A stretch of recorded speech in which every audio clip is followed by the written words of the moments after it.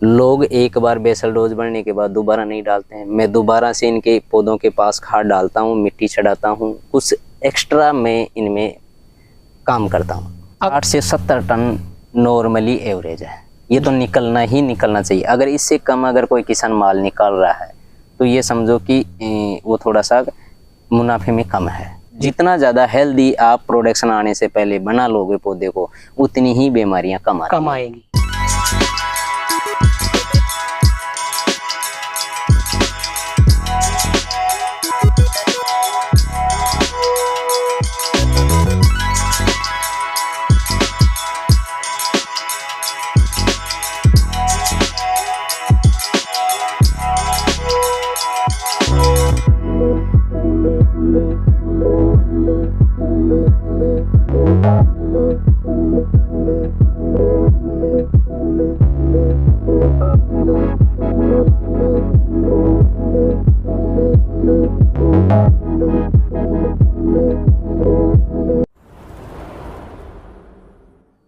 किसान भाइयों नमस्कार। फार्मिंग चैंपियंस यूट्यूब चैनल पर आप सभी किसान भाइयों का हार्दिक स्वागत है। तो किसान भाइयों, आज मैं पहुंचा हुआ हूं राजस्थान के दौसा डिस्ट्रिक्ट में और यहां पे आप मेरे साथ में एक अनुभवी किसान भाई को देख सकते हैं। किसान भाइयों, आज के वीडियो में हम बात करने वाले हैं खीरे की क्रॉप के बारे में। हम खीरे की क्रॉप अगर करना चाहें तो कैसे कर सकते हैं, क्या सावधानी बरतनी पड़ती है, क्या अपना शेड्यूल रहना चाहिए। खास करके इसमें शेड्यूल की बात भी करेंगे हम कि किसान भाई यहाँ पे गड़बड़ा जाते हैं, उनको पता ही नहीं रहता कौन सी दवाई चलाएं, कौन सा स्प्रे करें, और जो मन में आती है वही दवा चला देते हैं, उसी का स्प्रे कर देते हैं और रिजल्ट ये होता है कि भाई साहब वो फेल हो जाते हैं, पैसा ही नहीं बचता। उनकी क्रॉप ज्यादा दिन तक चल ही नहीं पाती, वायरस लग जाता है, काफी ज्यादा रोग से गिर जाती है। तो आप क्या सावधानी बरतें हैं, किस तरह से आप खीरे की क्रॉप सही तरीके से कर सकते हैं। मेरे साथ में जो किसान भाई है काफी ज्यादा अनुभवी हैं, पूरी जानकारी आपको देने वाले हैं इस वीडियो में। तो वीडियो को कंप्लीट देखें, वीडियो पसंद आए तो वीडियो को लाइक शेयर करें। जो किसान भाई हमारे चैनल पर पहली बार आए हो चैनल को सब्सक्राइब करें। तो आइए किसान भाइयों, आज का वीडियो शुरू करते हैं। सर जी नमस्कार। नमस्कार सर। सर जी अपना परिचय बता दिए किसान भाइयों को एक बार। सर मेरा नाम हीरालाल मीना है जी, और मैं यहाँ पे रामगढ़ पछवारा, जो रामगढ़ तहसील है, उसमें गणेश बाड़पुरा गाँव है, इसमें हमारा पोली हाउस है और ये क्रॉप लगा रखी है हमने खीरे की। सर सबसे पहले जानना चाहूंगा अपना पोली हाउस कितने क्षेत्र में बना हुआ है सर जी? सर ये 1 एकड़ में बना हुआ है जी, और अभी फिलहाल नया बना हुआ है जी। ये पहली फसल है इसकी पोली हाउस, पहली ही क्रॉप है जी सर। तो सर जी अपने पोली हाउस को लगाए हुए टाइम कितना हो चुका है? सर अभी 3 महीने पहले इसको लगाए हुए हैं जी, और ये पहली फसल है। 2 महीने इस क्रॉप को लगाए हुए हो चुके हैं। हाँ सर, हाँ 2 महीने हो गए सर कंप्लीट। हाँ तो हीरालाल जी बारीकी से जानकारी लेना चाहेंगे खीरे की क्रॉप की, क्योंकि कई किसान भाई खीरे लगा भी देते हैं, पोली हाउस भी लगा लेते हैं जी सर, पर उतने सफल नहीं हो पाते हैं। जैसा हम देख पा रहे हैं आपकी क्रॉप बहुत शानदार चल रही है, और अभी के टाइम तो इस सीजन में तो हालत ये है भाई साहब, पोली हाउस खाली हो गए बहुत किसानों के। तो जी सर, वायरस इतना ज्यादा था इस बार। सर क्या होता है इसमें जी, सबसे पहला और इम्पोर्टेंट जो चीज होती है वो होता है इसका वेंटिलेशन। जी, क्या है कि एक पोली हाउस के अंदर ह्यूमिडिटी और टेम्परेचर वगैरह, गर्मी जो उमस बनती है वो इतनी ज़्यादा होती है, उसी से ही बीमारी पैदा होती है। कई बार क्या है कि बिल्ट वगैरह आ जाती है, माइट्स आ जाती है, थ्रिप्स आ जाता है, वाइट फ्लाई आ जाती है। ये सारा जो खेल होता है वो इसका वेंटिलेशन पे डिपेंड करता है जी। अगर वेंटिलेशन कंट्रोल में रहता है तो कई सारी बीमारियों का भी निजात मिलती है और फसल अच्छे से चलती है जी। इसमें और सबसे इम्पोर्टेंट चीज़ ये भी है, जब फसल लगाए एक सावधानी से लगाए, अच्छी खासी तैयारी करें, ज़्यादा से ज़्यादा गोबर खाद डालें, कच्ची ब्रेड बनाए। कच्ची ब्रेड बनाने के बाद में उसमें जो भी NPK वगैरह माइक्रोन्यूट्रिएंट्स फर्टिलाइजर जो डालना है वो डाले, और फिर पक्की ब्रेड करके फिर बीज चुबाई करें। सर जी थोड़ी प्रैक्टिकल जानकारी देना चाहेंगे। शुरुआत में अपने पोली हाउस की तैयारी आपने किस तरह से की? सर मैंने इसमें ऐसे तैयारी की, पोली हाउस लगा, जब पोली हाउस का काम चल रहा था, कंप्लीट ही नहीं हुआ था, उससे पहले मैंने इसमें 20 ट्रॉली गोबर खाद डाला जी, कम से कम 10-12 जुताई की इसकी जी, 1-2 बार कल्टीवेटर चलवाया, जिससे क्या है कि गोबर खाद था जो हमारा कंपोस्ट खाद था जी, वो मिट्टी में अच्छे से मिक्स हो जाए जी।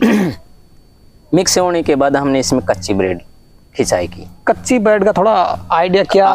कच्ची ब्रेड ऐसी होती है कि जब ब्रेड एक 0 लेवल पे बनती है, पहले हल के तौर पे ले, फिर दोबारा से उसी पे दोबारा से ब्रेड मशीन फेरे, जिससे दोबारा से बिल्कुल 0 लेवल हो। जी जी तो जी। एक बार जब ब्रेड हल्के चलाते हैं, जिससे कि ये अनुभव हो जाता है कि हाँ अपनी ये ब्रेड इधर से खींचेगी, ऐसा थोड़ा सा मिट्टी कम लगाई जाती है उसमें। जी, और उसमें फिर अपन माइक्रोन्यूट्रिएंट्स डालो, थोड़ी फर्टिलाइजर, थोड़ी मात्रा, एक जैसे एकड़ में कि- थोड़ी मात्रा भी जानना चाहेंगे सर जी। जैसे 1 कट्टा DAP डाला, पोटास डाला, SSP डाला, ऐसे करके NPK की मात्रा डालो उसमें। सर्दी में सल्फर डालते हैं, और इसकी फर्टिलिटी बढ़ाने के लिए वर्मी कंपोस्ट डाल देते हैं। जी। मतलब अच्छे से ये चीजें डाल के और फिर पक्की ब्रेड बनाए, जी और फिर बीज चुबाई करे। बीज सिर्फ अपना जो नाखून होता है, सिर्फ मिट्टी के अंदर इतना ही जाना चाहिए, और ऐसे ड्रिप के फैलाए, ड्रिप के जो छिद्र होते हैं उससे 2 आंगल 2 साइड में रखे। करीब करीब सर जी मैं बात करूं, 1 एकड़ में कितना बीज लिया आपने? सर इसमें 8000 सीड लगते हैं, 8000 सीड, लगते हैं। 8000 सीड लगाया आपने? जी सर। वैरायटी बता दें एक बार किसान भाई। सर इसमें अभी कैप्टन स्टार लगा हुआ है, रिजवान रिजवान कंपनी का। जी।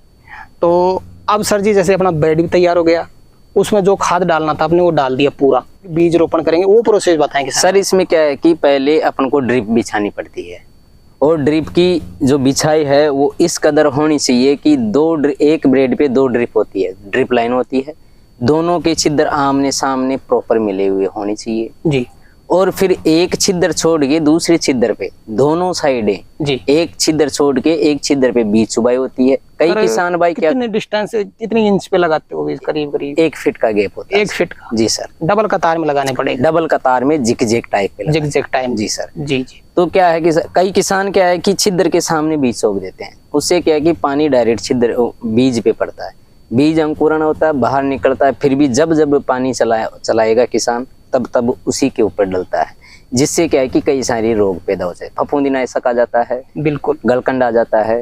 तो क्या है कि छिद्र से 2 आंगल साइड में लगाए, साइड में लगाए, ताकि डायरेक्ट पानी सीड पे ना जाए। जी। बीज उगता है, उगने के बाद इसमें तार लगे हुए रहते हैं, जी धागे लटका दो, धागे पे फिर धीरे धीरे जैसे जैसे बेल चलती है ऊपर, वैसे वैसे उसको उस पे आटे लगाए जाओ। आटे लगाते चलो। जी। आटे लगाने के बाद तार के ऊपर से निकल जाता है। मेरा अनुभव ये कहता है कि 20 दिन के बाद से फर्टिलाइजर, मतलब कि फर्टिलाइजर चालू करे, NPK 20 दिन बाद चालू करे। 20 दिन पहले कि जो 20 दिन पहले जो फसल खड़ी रही है उसमें ज़्यादा से ज़्यादा जैविक मटेरियल दिया जाए, जो बायो फर्टिलाइजर होता है वो दे, ताकि पौधों का स्टेनोमा 20 दिन पहले से ही मजबूत तैयार हो जाए। जब आप खाद चलाना चालू करोगे तब वो अच्छा खासा प्रोडक्शन देना चालू कर। 20 दिन पहले का जो पानी का शेड्यूल है सर जी, वो जानना चाहूंगा। पानी कितने सर क्या है कि बीज सोबने के बाद कम से कम 4 या 5 दिन का गैप लगता है गर्मी में, सर्दी में 7-8 दिन का भी लग जाता है। और जब पहला पानी चलाया उसके 4-5 दिन बाद, जब तक पत्ते 2-2 पत्तियों का पौधा नहीं हो जाए तब तक पानी ना चलाए। जब तीसरी पत्ती निकलना चालू हो जाए तब हल्का सा 15-20 मिनट पानी चलाए, केवल सादा पानी ना चलाए, उसके साथ कोई भी फंगीसाइड डाले जी, जिससे पौधे में अगर कोई भी जमीन में कोई फंगस है तो वो खत्म हो जाता है, पौधा बिल्कुल परफेक्ट सुरक्षित खड़ा रहता है। उसके बाद 5-6 दिन 3-4 दिन का गैप लगा कंटिन्यू रखे जब तक फ्लावरिंग स्टेज पे ना आए। सर जी थोड़ा शेड्यूल भी अगर बता सकें आप, तो शेड्यूल भी जानना चाहेंगे। सर शेड्यूल ये है कि क्या है कि 1 दिन छोड़ के 1 दिन तुड़ाई होती है इसमें। तो क्या है कि किसान भाइयों को 1 दिन छोड़ के 1 दिन कैल्शियम 13-045 बोरोन वगैरह चलाए। उससे क्या होता है कि कैल्शियम और 13-045 और बोरोन से खीरे टेढ़े माडे नहीं होंगे, जल्दी फुलाव मिलेंगे, अच्छी शाइनिंग आएगी जी। और 1 दिन ये चलाए, दूसरे दिन NPK 19-19 चलाए। 19-19 का मतलब यह नहीं है कि आजकल मार्केट में 19-19 मिलता है कि डायरेक्ट वही चलाए, वो सर्दी में चलाए। गर्मी में 052-34 या 1261-0 हुआ, 0050 हुआ, मैग्नीज हुआ, मैग्नीशियम हुआ, आयरन हुआ, ऐसे करके चलाए। माइक्रोन्यूट्रिएंट्स के प्रॉपर स्प्रे लगाते रहे हैं। आयरन वगैरह की अगर कमी दिखे, खीरे बुरबुरे दिखे, ब्लैक शाइनिंग ना आए, तब आयरन MN ZN चलाएं जी। ऐसे करके कंटिन्यू ऐसे क्रॉप को, अगर अच्छा किसान अनुभवी किसान होता है उसको पौधे को देखकर ये पता लग जाता है कि इसमें कौन से माइक्रोन्यूट्रिएंट्स कौन से तत्वों की कमी है, तो वो तो चला देता है। जो अज्ञानी किसान होते हैं, मैं चाहता हूं कि ऐसे वीडियो देख के वो अनुभव ले जी। तो सर जी एक समय भी जानना चाहूँगा, गर्मी वाली फसल का किसान भाई का समय का चुनाव करें आपके हिसाब से सबसे बेस्ट समय कौन सा रहता सर मेरा सबसे बेस्ट समय मई में फसल लगाई। है? मई में फसल लगाई और वेंटिलेशन का प्रॉपर ध्यान रखे, क्योंकि मई में जो फसल लगाता है किसान वो अधिकतर ज़्यादा बेनिफिट नहीं ले पाता है, क्योंकि टेम्परेचर इतना हाई रहता है कि वेंटिलेशन और इसमें इतने सेफ्टी फीचर होते हैं और उनका सही तरीके से यूज लिया जाए तो जो मई के बाद में जो जून जुलाई अगस्त 3 महीने जो मार्केट वैल्यू बनती है वो इतनी बनती है कि किसान को कहीं और कोई खेती करने की ज़रूरत ही नहीं है। एक पोली हाउस से उसका अच्छा खासा परिवार चलेगा, ये समझो कि पूरे परिवार को एक रोजगार मिल गया। जी सर। जी तो सर जी अब आगे का प्रोसेस समझना चाहूँगा। अगर अपनी प्रॉपर फसल चल रही है, पूरा ध्यान भी रख रहे हैं अपन, फर्स्ट क्रॉप आने में, फर्स्ट प्रोडक्शन आने में टाइम कितना लग जाएगा अपना? सर गर्मी में 1 महीना लगता है। 30 दिन में चालू हो जाती है? सर मेरा 31वें दिन चालू हो गया था फसल। अपनी क्रॉप कितने दिन की हो चुकी है, कितनी बार हार्वेस्टिंग कर ली सर जी? सर इसमें 17 बार हार्वेस्टिंग कर ली, 1 महीना चालू, 30 दिन इसको चालू हुए हो गए। अच्छा, 30 दिन में मैंने 17 बार हार्वेस्टिंग कर ली। आज 18वीं बार चल रहा है, पूरा महीना है। करीब हर बार जैसे आज ही आपने हार्वेस्ट किया माल, एक बार में कितना माल निकल जाता है अपना? सर कभी कभी 2 टन से ऊपर निकल जाता है, कभी कभी 2 टन से नीचे रह जाता है, लेकिन यह है 15 कुंटल से ऊपर हमेशा निकलता है। जी सर। माल कहाँ पे जा रहा है और दाम क्या चल रहा है अभी के टाइम पे सर? सर अभी जो मार्केट वैल्यू है वो 45 से लेके 50 रुपए किलो चल रही है पर किलो। जी जी। और हमारा मुआना मंडी माल जाता है सर, जयपुर। जी। तो हीरा लाल जी एक और समस्या आती नहीं किसान भाई को, वो भी जानना चाहेंगे। जी सर। इसमें मुख्य रोग कौन कौन से लगते हैं खीरे में? सर देखो रोग तो कई सारे होते हैं, लेकिन क्या है कि आदमी इससे क्या है कि एक तो वाइट फ्लाइज और एक थ्रिप्स और एक मकड़ी की जो शिकायत आती है वो सबसे ज्यादा आती है। दूसरा आता पौधा गलता है, गलन वाली। तो उसका थोड़ा विशेष ध्यान रखें। उसके लिए मार्केट में कई सारे केमिकल्स, जैविक में हर तरीके की दवाइयाँ अवेलेबल है, लेकिन वो सारी चीजें पोली हाउस के अंदर एक बार बीमारी आ गई तो उसको कंट्रोल करना थोड़ा सा मुश्किल काम हो जाता है। इसलिए ये चीजें क्या है कि पहले से ही मेंटेन रखें। कई सारे जो मैंने पहले भी बताया कि जब 20 दिन पहले तक का जो पौधा है उसमें ज़मीन में कुछ फंगीसाइड, कुछ माइक्रो, जितना ज़्यादा हेल्दी आप प्रोडक्शन आने से पहले बना लोगे पौधे को उतनी ही बीमारियां कम आएगी। जी जी जी। तो सर जी करीब करीब गर्मी वाली फसल कितने दिन और चल जाएगी अपनी? सर वैसे गर्मी की फसल 4 महीने की होती है, 1 महीना चलने में होता है, 3 महीना प्रोडक्शन चलता है। तो कभी कभी क्या है कि 35-40 दिन भी लग जाते हैं कई फसलों में। जो अच्छे से मेंटेन करता है उसका 30 दिन में चालू हो जाता है। 4 महीने की ये फसल होती है, सर्दी वाली 5 या 6 महीने की होती है। बस जी सर। जी जी जी। तो सर जी अब ये भी जानना चाहूँगा, कई किसान भाइयों को मैंने वीडियो देखे हैं, किसान भाई कमेंट भी करते हैं बस 200 क्विंटल निकाल लिया, 150 क्विंटल निकाल लिया। 1 एकड़ के पोली हाउस से एक फसल से कितने क्विंटल माल निकाल सकते हैं? अगर टन की बात करें कितने टन माल निकाल सकते हैं? सर एवरेज तो इसका यह है कि 60 से 70 टन नॉर्मली एवरेज है। ये तो निकलना चाहिए। अगर इससे कम अगर कोई किसान माल निकाल रहा है तो ये समझो कि वो थोड़ा सा मुनाफे में कम है। जी जी। वैसे उसका घर चल रहा है अच्छा खासा, लेकिन अगर मार्केट वैल्यू अच्छी मिलती है 60 से 70 टन के बीच में होता है तो अच्छा मार्केट मिलता है, अच्छी आमदनी होती है। जी। और जो एक्सपर्ट किसान होते हैं जिनको अच्छा खासा अनुभव होता है वो 100 टन भी निकाल लेते हैं एक फसल से 100 टन भी निकालते हैं। ज्यादातर मैंने 80 से 85 टन तक के तो काफी सारे किसान देखे हैं, जिनमें से एक मैं खुद भी।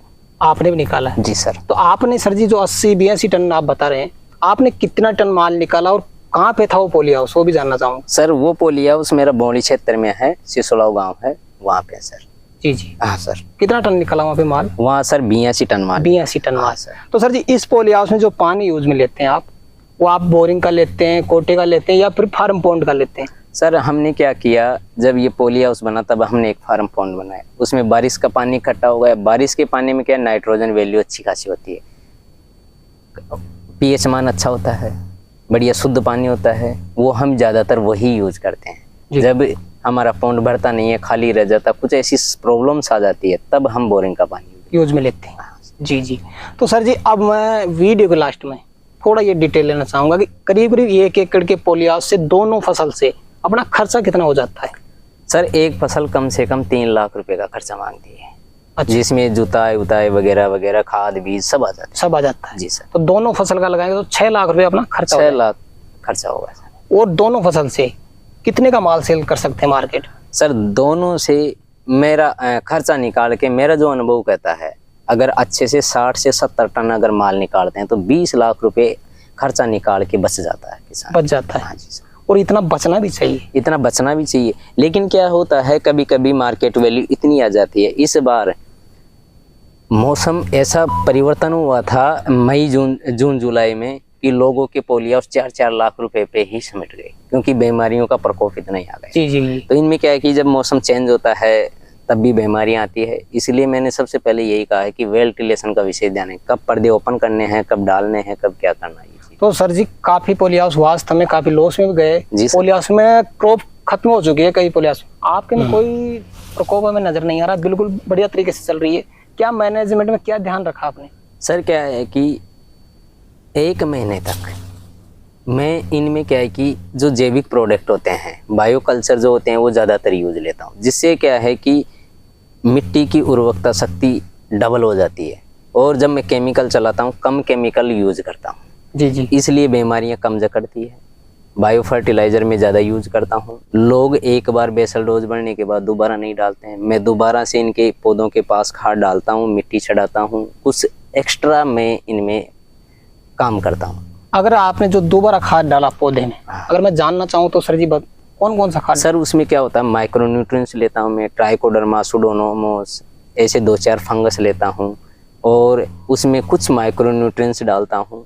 उसमें राइजोबियम डालता हूँ, क्या नाम से माइकोराइजा डालता हूँ, ह्यूमिक एसिड डालता हूँ। ये सारे बायो कल्चर आते हैं, जिससे क्या है कि पौधे नीचे से जड़ वगैरह सारी कुछ नए चलना चालू कर देती है। जी जी। नए सिरे से फर्टिलाइजर उठाना चालू करता है, क्रॉप अच्छा प्रोडक्शन देना चालू कर देता है। जी जी सर। तो सर जी नए किसान भाई को क्या सजेस्ट करना चाहेंगे कि खीरे खेती में क्या ध्यान रखें मुख्यतः, वो बताएं एक बार उन। सर इसमें सबसे इम्पोर्टेंट चीज़ ये है, टाइम से पानी चलाए, ज़्यादा पानी ना चलाए, कम पानी ना हो। जी।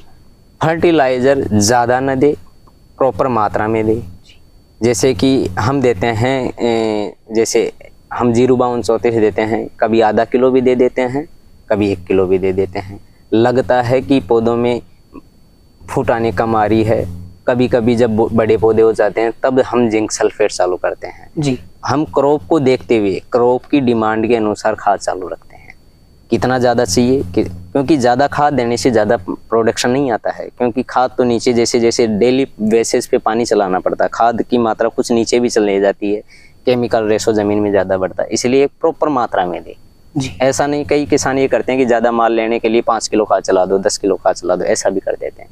वो क्या है कि पौधे की वैल्यू घटा देते हैं, उम्र कम कर देते हैं। जी ऐसा है। तो सर जी आज किसान भाइयों के लिए समय निकाला और काफी उपयोगी जानकारी किसान भाइयों तक पहुंचाई, उसके लिए आपका बहुत बहुत धन्यवाद। जी सर, धन्यवाद। तो किसान भाइयों जानकारी कैसी लगी हमें कमेंट करके बताएं। वीडियो पसंद आए तो वीडियो को लाइक करें, शेयर करें, और जो किसान भाई हमारे चैनल पर पहली बार आए वो चैनल को सब्सक्राइब करें। तो किसान भाइयों आज के लिए इतने हैं, मिलते हैं अगले वीडियो में, तब तक के लिए जय जवान जय किसान।